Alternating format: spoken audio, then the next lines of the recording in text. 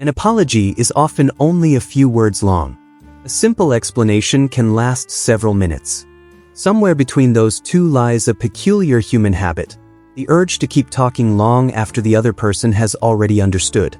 A coworker asks why a project was submitted late, and the answer begins with traffic, then sleep, then unexpected emails, then childhood perfectionism disguised as responsibility. A friend says they can't meet tonight, and instead of replying, "No problem," another person instinctively explains why they weren't upset anyway. The conversation quietly fills with details that were never requested. It is easy to mistake this for honesty. Sometimes it is. But just as often, the explanation is serving someone other than the listener. The words are not trying to clarify reality. They are trying to protect something invisible. The unsettling question is not why some people explain so much. It is why silence can feel so psychologically dangerous that the mind would rather keep talking than risk being misunderstood. On the surface, over-explaining appears harmless. It can even seem thoughtful. After all, explanations reduce confusion. They help others understand intentions. Yet there is a noticeable difference between explaining to inform and explaining to earn permission to exist without judgment. One usually ends when the information becomes clear. The other continues long after clarity has already arrived. The speaker watches the other person's face for reassurance, adjusting the story with every subtle expression. A pause feels threatening. A neutral reaction feels suspicious. The explanation grows because certainty never quite arrives. This is where the behavior quietly shifts from communication to emotional regulation. The words become less about transferring information and more about calming an internal discomfort. The discomfort is rarely obvious. It often appears as a vague tension, a fear that something important has been left unsaid. Yet beneath that feeling is a much older assumption. If people possess incomplete information about who I am, they may imagine the worst. Every additional sentence becomes an attempt to manage another person's perception before it has the chance to become rejection. That assumption rarely appears overnight. It often develops in environments where understanding was conditional rather than automatic. Some children quickly learn that simply saying what happened is not enough. They must convince. They must justify. They must prove that their intentions were good before anyone decides whether they deserve empathy. A broken glass is no longer just an accident. It becomes a courtroom. Every explanation feels like evidence. Every emotional response from an authority figure feels like a verdict. Eventually, the child discovers that surviving conflict depends not only on telling the truth but on telling it convincingly. Years later, the courtroom disappears, but the mind continues behaving as though every conversation is a trial. A delayed text message requires a carefully constructed explanation. Arriving 5 minutes late feels like a moral failure requiring context. Declining an invitation somehow becomes an essay instead of a sentence. The listener often never asked for such detail. The speaker did. Without realizing it, they are responding to an invisible audience that has existed for far longer than the person standing in front of them. Psychologists sometimes describe this through attachment patterns and rejection sensitivity. When acceptance has felt unpredictable, the nervous system becomes highly alert to signs of disapproval. Human faces become puzzles to decode. Tone of voice becomes evidence. A delayed reply becomes a potential accusation. Under these conditions, over-explaining is not irrational. It is an adaptation. It attempts to eliminate uncertainty before uncertainty can become abandonment. Ironically, the strategy often creates the very tension it hopes to prevent, because explanations offered from fear rarely sound as confident as explanations offered from clarity. Carl Jung might have approached this differently. He often wrote that human beings construct a persona, a social identity designed to gain acceptance within the world around them. The persona is not false by nature. It allows society to function. But problems emerge when a person begins believing that acceptance depends entirely upon maintaining that carefully managed image.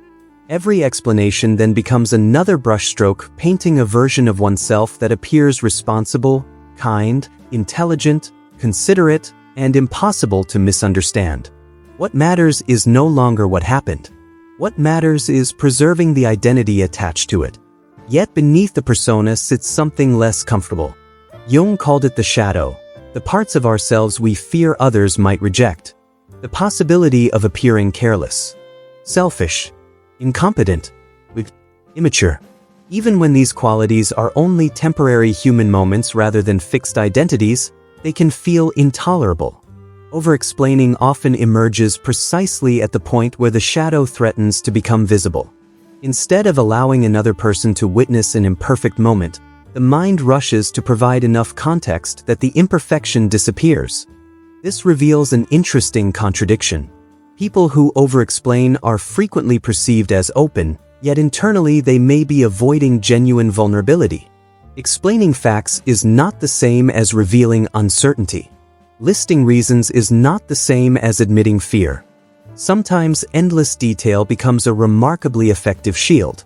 If the conversation remains focused on circumstances, schedules, misunderstandings, or external events, nobody has to notice the deeper emotion quietly driving the entire exchange. I am afraid that one mistake will change the way you see me. That fear often grows alongside conditional self-worth. Instead of believing they deserve respect regardless of occasional failures, some individuals unconsciously develop a different equation. Worth becomes something continuously negotiated. Every interaction either confirms or threatens it. Success temporarily raises its value. Criticism temporarily lowers it. In such a psychological economy, explanations become currency. The more complete the explanation, the greater the hope that one's value will remain intact. Behavioral psychology offers another layer. Human beings naturally search for patterns linking actions and consequences.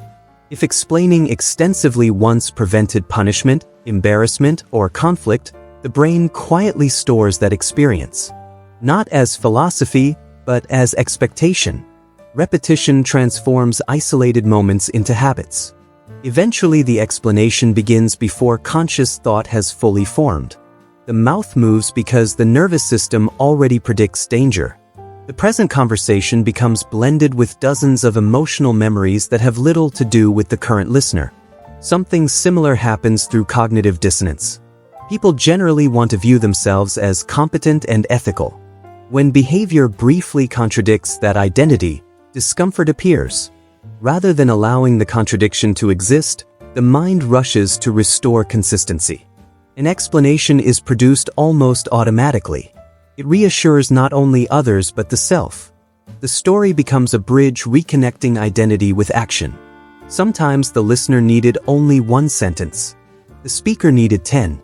Modern life quietly amplifies this tendency. Social media encourages continuous context. Every absence invites speculation. Every opinion anticipates criticism. Public communication often rewards preemptively addressing possible misunderstandings before they even arise. Over time, this expectation can spill into ordinary relationships.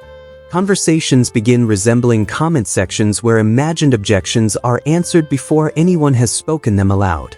The audience inside the mind grows larger than the actual audience sitting across the table. Ironically, people who overexplain often believe they are creating trust. Yet, trust rarely grows from perfect explanations. It grows from emotional consistency. When every interaction contains excessive justification, listeners sometimes become confused about what requires defending. They begin paying attention not to the explanation itself but to the anxiety beneath it. The conversation slowly shifts. Instead of asking, "What happened?" they begin wondering, "Why does this seem so important to prove?" There is another hidden cost. Constantly managing other people's interpretations leaves little room to discover one's own. Identity gradually becomes outsourced. Instead of asking what feels true internally, attention remains fixed on whether the external narrative appears convincing. Self-understanding becomes secondary to reputation management. This is one of the quieter psychological consequences of overexplaining. A person can become extraordinarily skilled at explaining themselves to everyone except themselves. Jung believed that psychological maturity required confronting the parts of ourselves we spend the most energy avoiding. Not to erase them, but to recognize them as belonging to us. An imperfect decision does not automatically define an entire identity. A misunderstanding does not necessarily expose hidden unworthiness. Yet as long as the shadow remains something to conceal rather than acknowledge, explanations continue multiplying because they are attempting an impossible task. They are trying to erase ordinary human imperfection through language. Perhaps this is why over-explaining feels so exhausting. It asks words to perform work they were never designed to do. Language can communicate intentions, describe events, and repair misunderstandings. It cannot permanently guarantee acceptance. No explanation, regardless of its precision, can fully control another person's perception. The mind keeps searching for the perfect sentence because it quietly believes one must exist. But the search itself reveals the deeper fear, not of being misunderstood, but of being seen without the protective layers built around the self. The final irony is that over-explaining is rarely about speaking too much. It is about carrying a silent belief that one's character is always on trial. Every conversation becomes an opportunity to defend a version of oneself that feels perpetually at risk. Yet the unconscious does not ask for more convincing arguments. It asks a far more uncomfortable question. If a single imperfect moment could never define who you are, how many of those explanations would simply disappear? And perhaps that is why the longest explanations are so often spoken by people who have spent their lives quietly trying to prove something that was never supposed to require proof in the first place.